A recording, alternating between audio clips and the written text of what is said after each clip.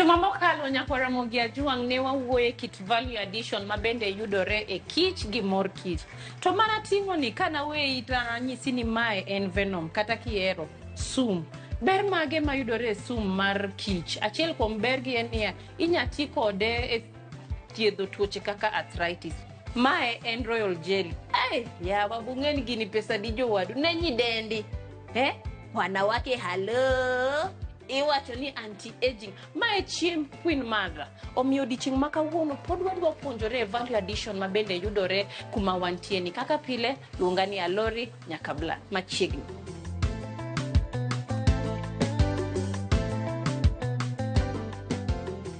Sir Gideon, yes. You can proceed. Tell us more about the royal jelly with the venom. So the royal jelly is the queen's food. In the hive is given only to the queens and the young ones. I think less than 4 days. The royal jelly in human now it's used as source of nutritional value, including improving menopause symptoms, the still source of vitamin and a lot of proteins. Yes, still used for skincare. Yes. Wanawake na skincare. Not really. Skincare routine. Yeah. Okay, yes. And the venom? The bee venom is used mainly still for skincare products. Still, it has anti-aging properties. Still use it to make a balm for pain relief and arthritis cure. Yes. Okay, thank you very much. At least people have managed to understand now what the royal jelly does, the venom. So from here, where do we go to? So we're going to the wax room. We'll show you some bit of wax processing that we got from the extraction there. Yeah. Aya, nyakwara we leto hii utanipea. Nyakwara mogia juang, owada. Onge ngamo yie ni duati. To kiyie, to en mani koro wacho ni oyo ndalo segwaro gi matime onge. Imena na tingoni. Well, paga beach. Koro go kwandi. Idwa bedo nyathi makidoro. Pod idwa ndisori. Wadel paga beach pade. Mabe, ne jogo mangi tuo ina mar arthritis. Gi jok mabende dwaro ni gi maintain kaka gintie. Mabe nyalo konyi as an anti-aging agent. Haya, koro kumwadwa dhie ni anyisi ni Juma ni cheno ni pod gik mwadwa puonjore pod ng'eny. Wayaka wadwa ridore mwalo. Anyisi ni wakula chini walala juu, wakula juu walala chini. Koro waridore, kwa seridore kono wadhi neno value addition mabende timore. Wan gi kaka hand wash, sabun, wan gi lip balm, nyidens, ginie. Cheno ni hapa ni nyidendi mang'eny dhi winje maber kabisa. Aya, sawa Gideon, we can proceed. Let's proceed. Okay. Acha nirudishe hizi hapa. Umesema zinafaa kwa fridge? Yes.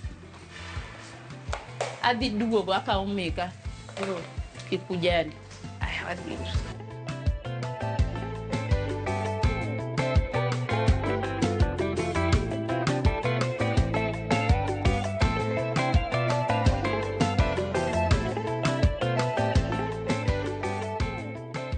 Koro kuma wantie masini mwantie ni wadu wapimo mor kich mar 30 grams. Otimore na nkech ing'eni nyawacho to masino makrama en ong'e na ni ma 30 grams. Ntie kaka wasete e iye kae, waketo ni wadwaro grams adi, wadwaro gi pieces adi, kaito kwa seng'eyo ka dhi nyiso ni pieces adi mwaloso gi sani waloso gi pieces 20. Sama wasetimo kama to koro wakao ma waketo kamano. Kaito wakao achiel kama to wasil.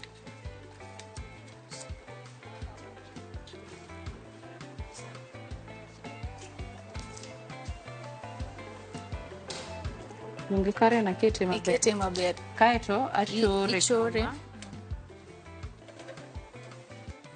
Kase chore kamano. Odonjo sawa. Kaito press. Kendo achek matin.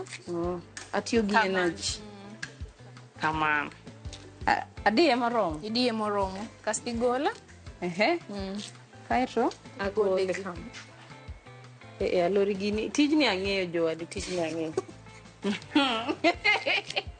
Ang'e tijni. Koro kwa setimo gi kamae Karen. Magi koro wanya uso ne customer pesa dio koso magi nitie jok mabiro kawo gi akawa kawo. Koro watiyo gi otende be.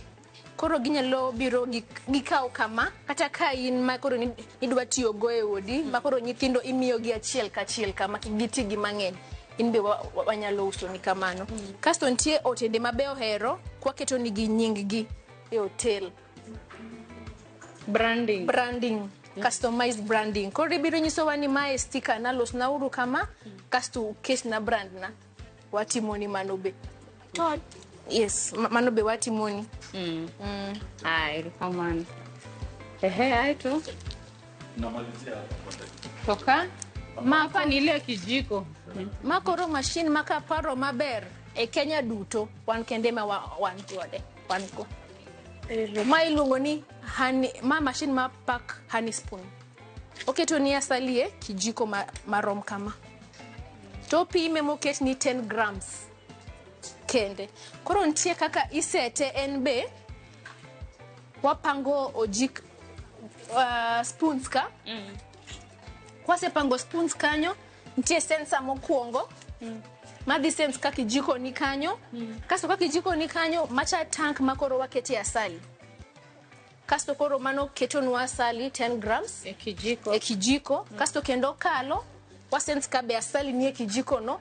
Kanitie kendo kalo oketo nwa seal gika. Koro seal biro gika kijiko. E kijiko Koro seal biro gika o sense ka seal niti isen obedo sensed ka. Kasto koro obedo sealed ka.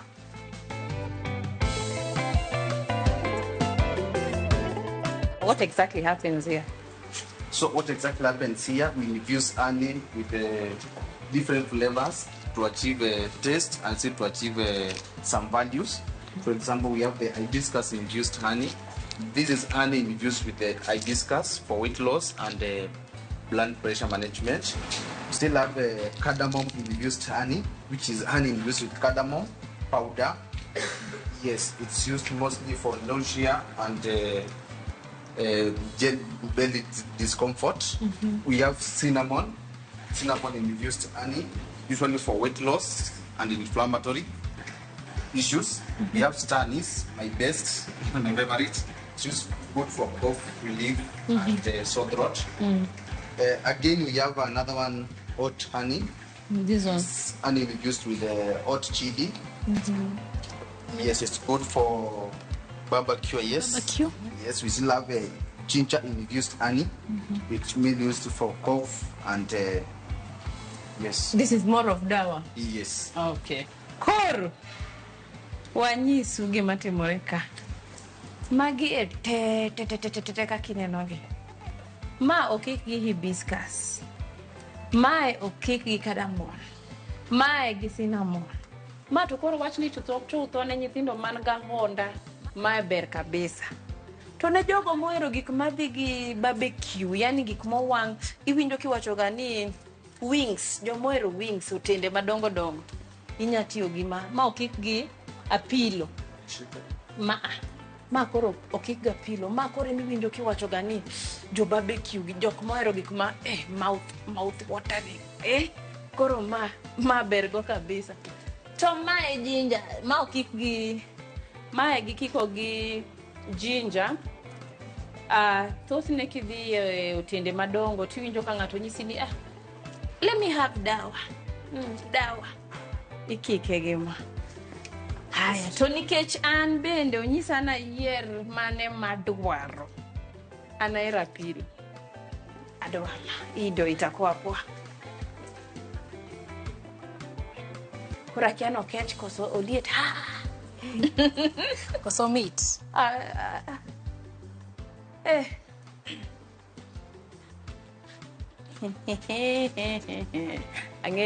Angeni ugombe kwa bilu.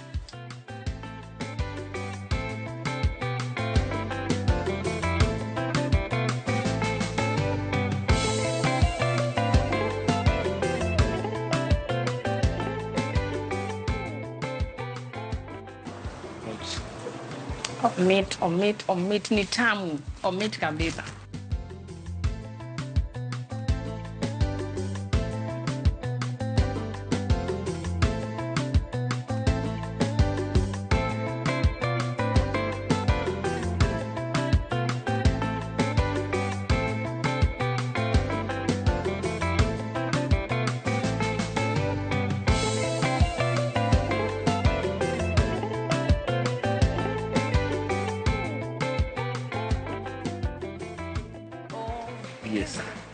Oh, these ones are ready for this part. Yes, they are already. Hey. Aha. Nyakwara mogia juang, mae achiel kuom value addition kata ohala mabende timore kae. Kakinenogi, magi e od kich, magi e onyiswa ni safaro chomo mana dhi cho suswa. Kachiel giuso 5,000. Ohala yudre koso ok yudre. Itigo lazy dwa nendo do. We wadhi mbele wane gima timore. So gidu umesema. So from here, where do we proceed? Proceed to the wax room, where we extract the wax that we use to make the lip balms and so.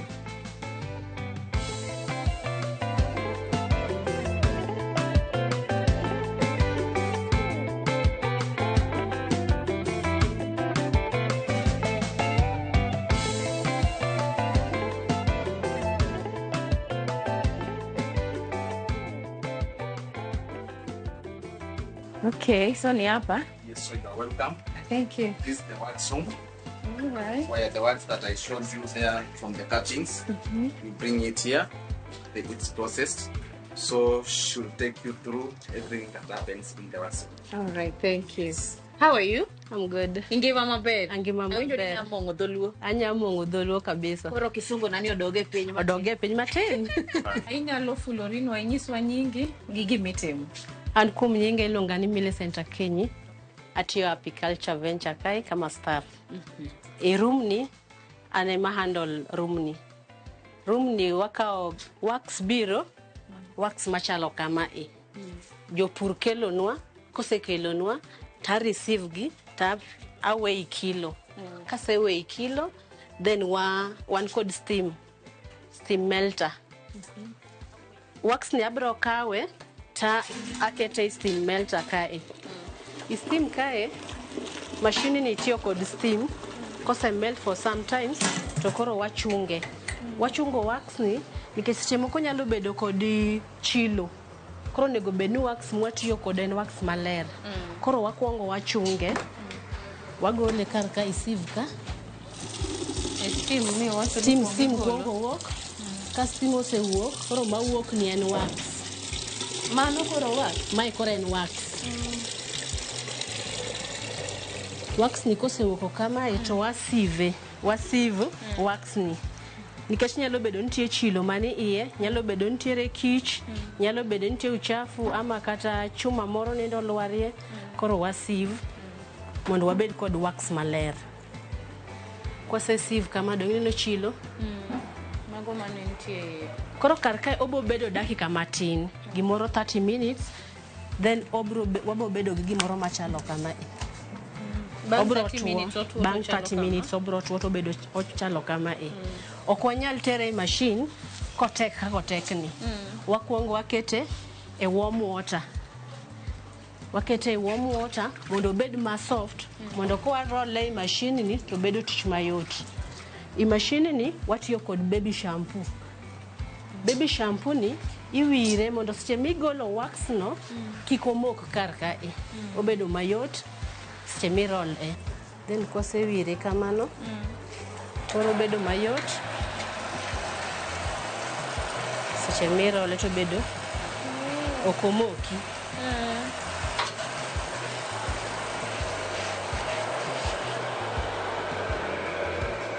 Gimane tincha. Koro gima tincha golo gima chalo kama. Yeah. To ma ok inya timo kendi chini ni bedo ji ariyo. Unyalo bedo ji ariyo kata ng'ata achiel machine ni yot inyalo tiyo kata ng'ata achiel. Oh. Yeah. Block Martin chogolo gima chalo kama. Ogolo gima chalo kama. Yeah. So koro kose gole kama to adhi room machielo cha.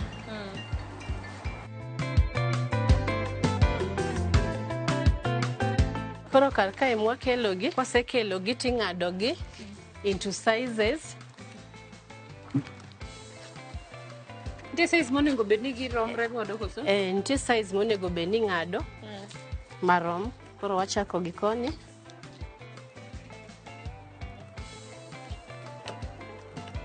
Ang'o mi wachako gi koni? Wachako gi koni mondo trim obedi size achiel. One code full sheet to one code strips. Koro nitiere customers moko madwaro full sheet. Normally wachako go strips. Yeah.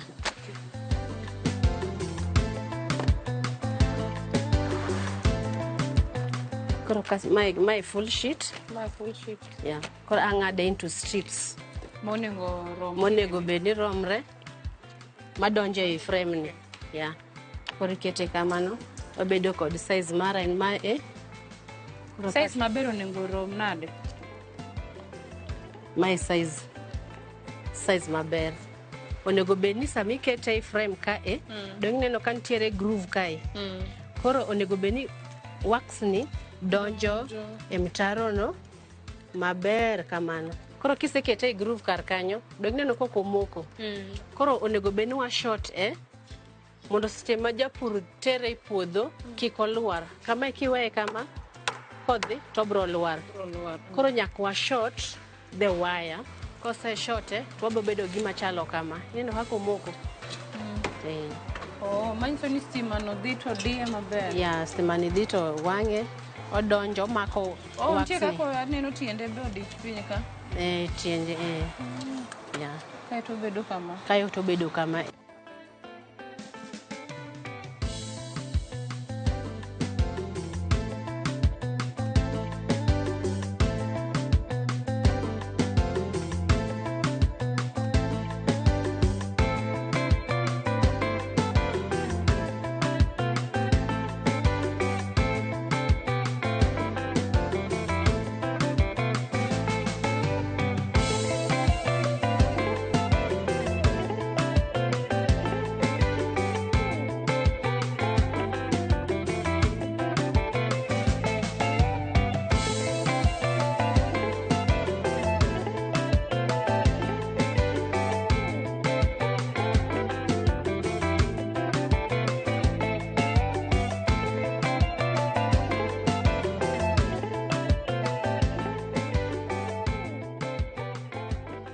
Mokwongo ni waluongo ni brooder box. Wapango gi apart. Mar ariyo waume gi queen excluder. Manyiso ni ok wadwa ni queen oya malo ku obi koni. En ng'e ni ok tale. Madam ng'e ni ene queen bee. Queen bee ng'ama lich ahinya kata gima lich ahinya. Kwasepango kanyo maber, koro waume. Waseume kaluwore gi kuma wabodhi. Gi kaka wapango yiende wa kata ng'ama ang' ne kawo gi kaluwore gi kuma en hives ge go dhi bede, to onya tweyo gi kata yiende kata e kor chiel kuma en owuon odhi fwenyo kata odhi hero. Aya, asetemo nyisou kaka waloso od kich, gimomiyo ilose kamano, to kaka ineno ni achiel wauso ma 5,000. To japur kata japith be kobiro to okawe otere kuma en owuon ohero. Nitie jogo man gi ewi got malo, nitie jok mang' ne los kumoro to ting'e malo. Bang'e odhi neno kaka okawo kinde ne gi ndalo mobro kawo no. Ka en owuon obro bedo kotimo ang'owa, odhi kolidho sate koneno ka bende mor kich oseyudore. Aya, akawo dakika moko machuok kata dakika moko mag adundo, adhi e yweyo, aeto bang'e waduogo. Ka waduogo, weche pod liet. Winj ni wang'ni, be isewinje kata be iseneno wine molos gi mor kich? Mago te waduogo e kidieny mar ariyo. Kidhi mabor.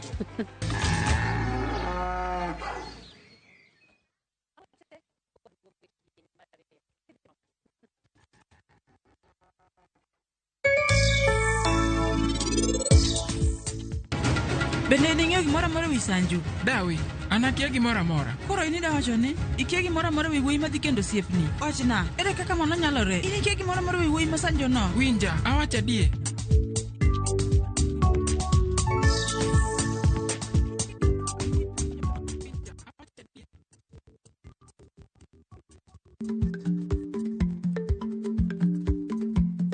Jarikni jamuod nyoyo gi goyo. Ma tiende ni dhi matek ma ok inono maber samoro nyalo miyo ng'ato midhiero.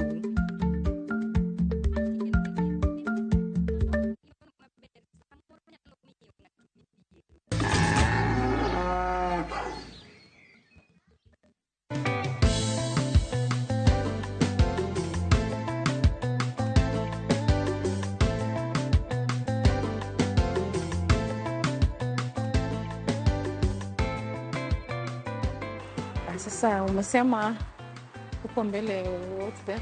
So I showed you the yellow well, different quality products, the head bolts and end bolts, all from the people. Okay. Yes. Wow. Wow, wow, wow. Hey. Yeah. I am spoiled for choice. Magite wuok e gimoro achiel. Magi duto wuok e od kich. Kich en kudni matin mamiyowa gik mineno e mesa kae mwalosogo. Wawacho ni mae mor kich liquid emoloso wine ni. Mano donge kich emolosonwa. Kich. Ibilo wine kanyo. Iwinjo nade? Oyom. Oyom donge. Kuom mor kich no be. Nitie jomok madh kong'o to gidwaro madho gima ber mabe nyalo konyogi. Wacho ni nitie dawa. Dawa ni olose gi ang'o? Ginger, lemon, turmeric, gasali. Berne ni mor kich moket kae. Adwa ni bil nyiswa ne kendo kaka obedo packed maber. Mae number 1 immune booster. Teme. Adwa ni bile. Isemadho kong'o koro luok chunyi gi dawa. Dawa be.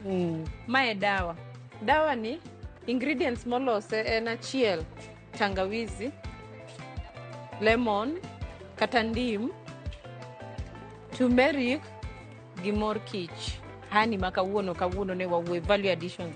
Gigi te yudore Kapolin kae. To nikech owacho nyaka akwonga time kama mon. Ayuke matin mondo bed maber. Kae to koro ero. Iwinje? Wabiri an kawuono ni. Adhi medo ndalo.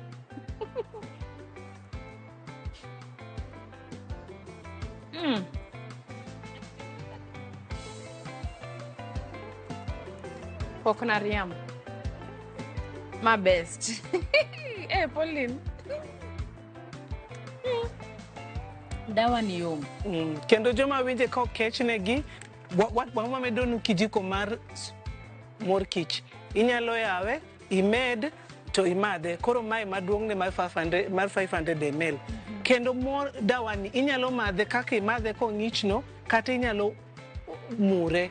Ikete microwave, ikete sufuria timure timadhe. Depend. Mae en taste and preference. Ka ndalo koyo timure. Ka ndalo chieng' timadhe kaka entieno.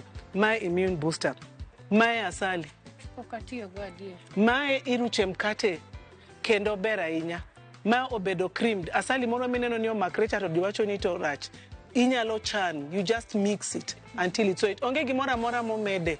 Mae mor kich mobedo chand mos. Kendo mae kichamo to bedo absorbed in your stream immediately. Mae ber ahinya. To gik mineno kae magi duto olos gi mor kich to magi luongo ni edibles. Magi gik minyalo cham. Koro kae kibiro uneno wax, kaka wax bedo processed. Wax cha, one of the things moloso candles. Candles magi molds mopogre ranging between 100 gi 200. Ntie 100, 120, 150. Kendo ineno shapes gi opogre. Kata mae ambience mamos kibet mane odi sama okidwa gik mathagi. To the beauty mar ngato bo penji, why beeswax candle? Beeswax, it's known when you burn it. This is my natural. Ina oxidize ile air. Oluoko ni air cha. Oxidize such, not oxidization, not imango. Or purify. Purify is the word I was looking for. Koro mai kiwango. Owang mos, which means it will burn for long and it will purify the air, producing a nice aroma. Samiwe odimos after a hard day's work. Don't they? At the same time, be omi ambience with beautiful, simple light. Mano beeswax. To kwa bire mae body wash ni. Body wash ni, mae no wacho ni olose gi honey gi propolis. You know what honey does to your skin? It soothes. And propolis, it's antibacterial. Skin ni obedo soothes and at the same time, obedango protected against bacteria, yeah? Alafu kae, bea wacho ni wan gi hand wash. Odi kacha, school kacha, hospital kacha, iketo hand wash, molos gango, molos gi honey, propolis tincture. Kata kilogo lweti mabe, karantindo kolwoko. The effect, skin is smooth at the same time. Doge jam se madwane go kwa lwoko lwetewa. germs onegi propolis tincture donge. Koro mano pesa di. Wadwa nyisa gi bechgi. Gigi, different sizes, range between 800 to 250 depending on the size mikao. Okay. Be awa seneno kae waneno edibles, waneno non-edibles. Sani wane mafuta gi sabun. Ki decide the natural, ichiemo natural, imadho natural, iluokri gi natural products, donge in natural. Okwadwa ni wa mix gigi. Koro kae wan gi sabun. Sami my very good moisturizing honey soap. Kaki nene ni sabun ni ondik maber kae olose gi beeswax, honey, essential oil, marmi skin cha bedo mayom gi propolis. By now unge propolis timango edi donge. Koro mae sabun. Kenina transparent, clean and nice from the bees to you. Mae boko nyongo sini nyoroka kaka mara. Ero. Donge. Nyaki us gimitiyo. Nyaka tig gi mauso donge. Moisturizer ni. Ntie joma nigi dry skin. Moisturizer ni ober kendo bera inyaka nwase nyiso mbele kacha. Mae okonyi gi soothing the skin. For dry skin. Kenene kaka moisturizer maber sana for your skin Eno no segango. And for external use only to be main ingredients waketo nukai beeswax, honey, coconut oil, gi rose oil. Jomoko ero rose oil en mar miye arufu mamitcha. Ntie be natural maonge go to indicated very well kai for dry skin. Onge kaka wato gi dry skin around skin marachar rachar. We are moisturizing in 2025 donge. Yes. Kendo kai nyathini cha joma pod nigi delicate skin and everything.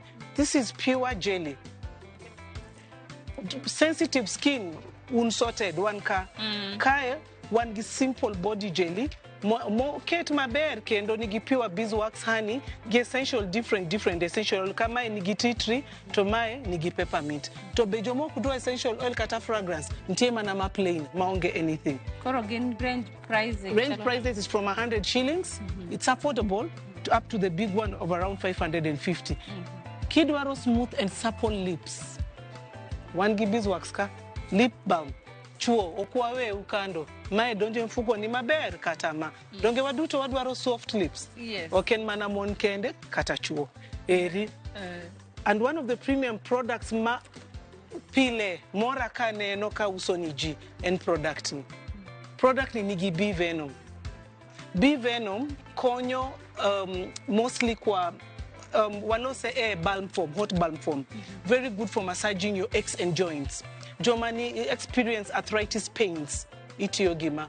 Jok moko be they are direct for apitherapy. Ichuo gima na venom no direct. Lakini an therapy no podo katim. Koro a collect venom to aketo kae. To balm ni emoso ni joma timo sports mahinyre, joma to go football, joma to go hockey, joma to go golf, angeni joturu mangeng to go golf. Puku hii nyurugi injuries go. Ukao hot balm ni urwayo umos effect and immediate. Wangi duka milongo ni shop at apicultureventure.co.ke. Kidhi website wa www.apicultureventure.co.ke. Ibo neno kumondik ni shop. Kidio kamondik ni shop no gigi duto inyalo nyiewo. Ntie mana matin ma pod warito lakini gigi duto ibo yude shop. Be inyalo gonwa simu. Simu inyalo gonwa 0722 582033. To jo line moro be minyalo yudowa en 0733 410 709.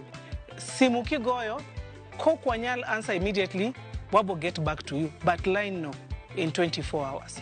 Kendo kinyalo gonwa inyalo oronwa email sales@apicultureventure.co.ke. To kidwaro information be inyalo oronwa info@apicultureventure.co.ke.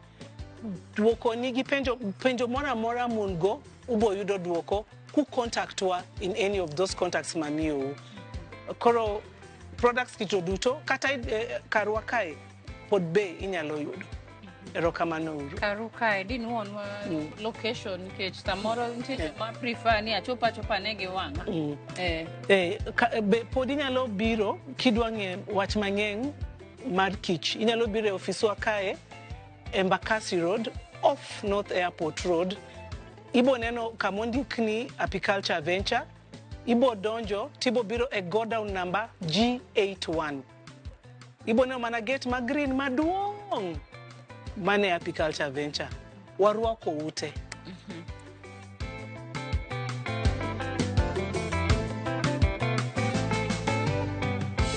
Nyakora Mogi Ajuang osebedo mondisore. Odiochieng' ma kawuono ne wawuoye kit value additions mabende yudore kae korka mor kich kata korka pith mar kich. In kaka japur to samoro diher ni mondo wabi walimi, inyalo oronwa ote machuok kitiyo gi namba wa mar SMS ma en 23600 kata inyalo oronwa email kitiyo gi email address marwa ma en purgiohala@royalmedia.co.ke. Kaka pile iwacho ni gimoro amora man gi chakruok nyaka bed gi gikone. Ne in mikao kinde ni mibedo piny mineno chenrowa mar jumani, yena mondo akaw kinde mar goni erokamano ahinya nikech kionge an gi tim na mar Pur Gi Ohala be waonge kumwadhi. Ne tim duto temo miyo chenro ni ochopo kare, agonu erokamano. Ka ruoth oyie wachak warom juma manyien. Kaka pile luongani Alori nyaka Black. Oreti masani. Mondo mine chenro ni kod mamoko mag Pur Gi Ohala, donji e viewsasa.com.